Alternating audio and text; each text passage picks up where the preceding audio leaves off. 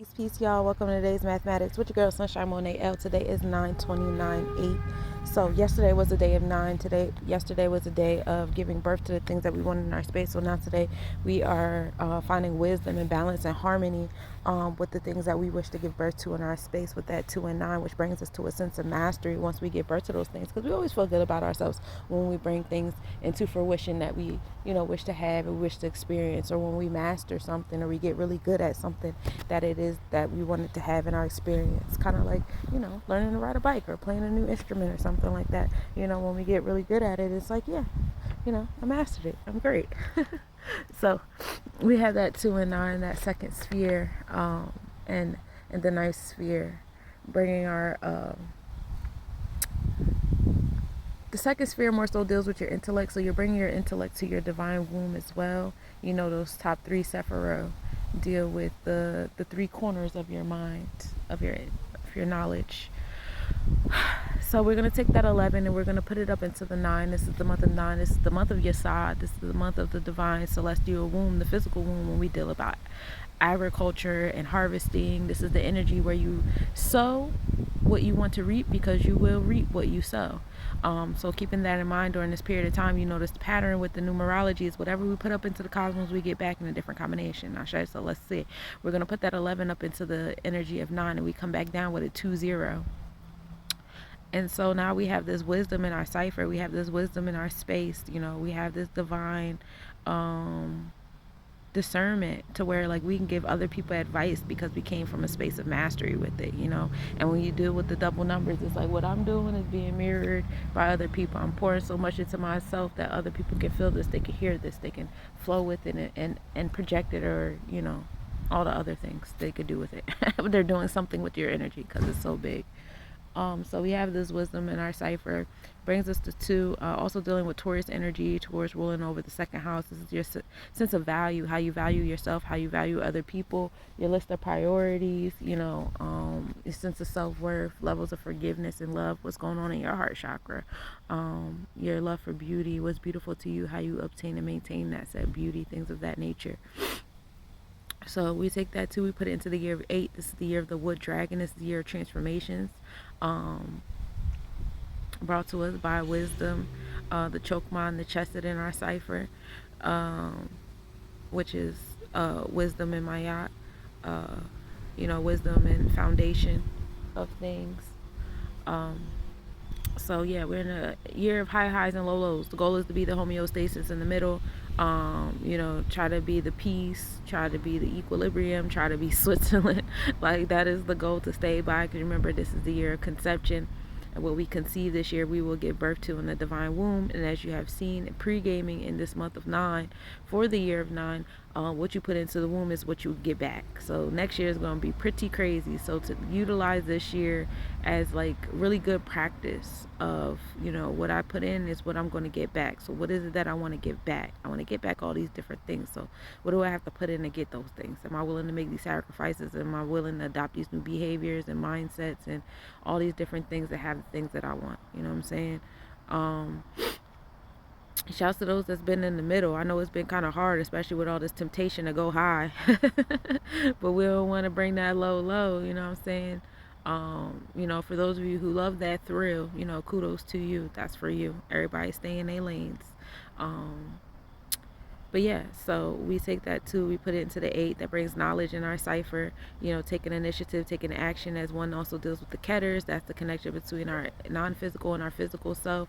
Grounding yourself during this period of time is awesome. We have some really good meteor showers, a comet near the sun, coming outside, grounding yourself, meditating, praying, intentional breathing, yoga, all these different things. Just really paying attention to your mindset and the energy you allow within your mind, within your heart is key during this moment of knowledge being in your cipher. Overall, today is a day of knowledge. How you utilize your knowledge is up to you. As you know, tomorrow will be into the the 4th decan of the month, the decan of foundation, setting a foundation for what we want to do in the month of 10. So allow today to be a good pregame day, as we ended up with knowledge in our cipher anyway. We're about to end up in the month of knowledge in our cipher. And I know that we utilize the energy of October. October is, 8 8 is a number of transformation, and a lot of transformation occurs in the month of 8. In that 8 word, a lot of transformations, rebirth, death happens. Empowerment, pendulum swinging, truth coming out as like the sun starts to go away and the darkness starts to come up and creep and things start to move in a little bit more still. In that stillness, you find truth and you find things that you've been running away from, being up under the light the whole time. So, coming into this energy, a Libra energy, law, justice, and truth brings on 8s of transformation as well. So keeping all of that in mind, I know that we get mixed up in, this is the 10th month, but we call it October. No matter how way these different empires have played around with names and numbers and stars and stuff, they can't get away from nature, and nature always wins. As you can see when we do these daily mathematics, they ain't hitting on nothing, they ain't changed nothing, they ain't switched nothing around. Just see beneath all the things and realize people still got it by the stars, whether they like it or not. It's just certain energies you just don't have the power to control. You know what I'm saying? Control self. That is key here, and that's key what we learn when we're in this solar plexus energy of transformations. So, exercise your knowledge in your cipher, sharing your knowledge, taking initiative in your area, dealing with your solar plexus chakra and your space of control, and trying to control yourself rather than controlling other people, places, things, situations around you.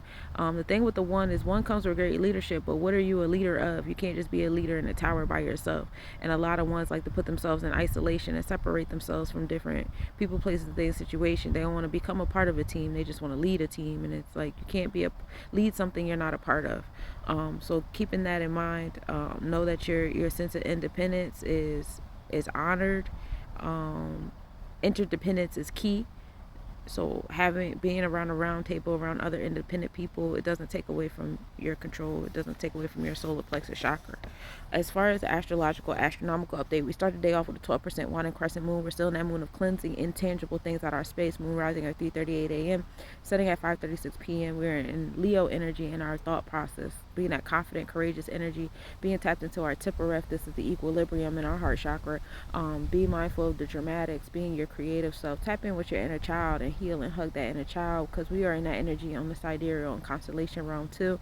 Heavy Leo energy happening in this moon of cleansing. So cleanse some of those things that you have rooted in your inner child that no longer serve you. Sunrise at 6:54 a.m. and setting at 6:44 p.m. The moon and Regulus are in conjunction at 2:02 a.m. The moon was 2.6 degrees north, minimum angle at 3:32 a.m. The moon was 2.4 degrees north-northeast. Observe at 4:22 a.m. with a 2.5 degree north-northeast separation. Regulus brings on the star of riches and glory. Also creative energy, artistic energy. So having that coming into your third eye, should be getting some downloads about creative ways to go about doing things. Wanting to be in your pride with certain things, but again, come back to your inner child to do away with things that no longer serve you. Having that level of awareness is key. Mercury reaches the maximum brightness today at 9:43 p.m. tonight. Remember, Mercury is in Libra over there, sitting with Venus and the Sun and Lilith. Primordial energy to balance in the scales. You might see a lot of crazy things happening with Libra energy. Libra truths coming out. Mercurian-led people, it's getting harder and harder for y'all to bite y'all tongues. Check your Mercury energy to find out what law, justice, and truth you'll be speaking on during this alignment. Asteroid Massalia in Pisces constellation is at the highest point in the sky at midnight. Also, Venus enters Draconic Scorpio 12:30 a.m. this morning. That happened. So having our heart chakra, our sense of value, priorities, and the different facets of love, entering that sense of transformation and power in our soul. So just to let you guys know, tapping into the transit space of the auric, utilizing your heart chakra, letting your heart lead the way and things like that is what's going to create powerful positions for you, put you in powerful spaces. Now, how light your heart is to a feather, that's solely up to you, and the kind of crowd you wish to attract. Some of y'all like the darkness. Some of y'all like to be around the gloom and doom and stuff like that. So that is, you put that in, connect that with your auric chakra, connect that with the transit Venus and Draconic Scorpio, that bring you power. See what that means for you by aligning with your auric heart, where your Venus is in your draconic chart, how that connects, how they support, how they square, whatever kind of experiences you'll be having in your auric or your spiritual body, is how you would do that. And that's what I got for you today, Cosmic Nobodies. Reach out if you need a personal astrology or astronomy reading. I will see you tonight for Sunday service. Peace, y'all.